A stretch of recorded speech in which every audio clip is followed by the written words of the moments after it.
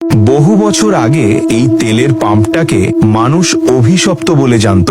লোকজন এখানে হাঁটা তো দূরের কথা, নাম শুনলেই তাদের মনে একটা অজানা আতঙ্ক নেমে আসতো। রাত হলে পুরো জায়গাটা অস্বাভাবিক নীরব হয়ে যেত, মনে হতো অন্ধকার যেন সবকিছু গিলে খাচ্ছে। একদিন গভীর রাতে একটা ছেলে বাইক নিয়ে এই পাম্পে তেল ভরতে আসে। সে জানতো না রাত 12টার পর এখানে কেউ আসে না আর কেউ ফিরেও যায় না। ছেলেটা বাইক থেকে নেমে স্টাফকে বলল, ভাই এখন কি তেল দেওয়া যাবে? স্টাফটা ধীরে ধীরে তার দিকে ঘুরে তাকালো, আর তাকাতেই ছেলেটার পুরো শরীর শিউরে উঠল। চোখ দুটো অস্বাভাবিক বড়, মুখটা বিকৃত, মানুষের মতো তবুও যেন মানুষ না। ছেলেটা কিছু বুঝে ওঠার আগেই হঠাৎ সেই স্টাফ লোহার রড তুলে ছেলেটির মাথায় সজোরে আঘাত করলো। পরের দিন সকালে লোকজন পাম্পের সামনে ছেলেটির নিথর লাশ পড়ে থাকতে দেখে। তদন্তে জানা গেল যে স্টাফকে রনি দেখেছিল সে নাকি 5 বছর আগেই একই জায়গায় খুন হয়েছিল। তারপর থেকে প্রতি বছর ঠিক একই রাতে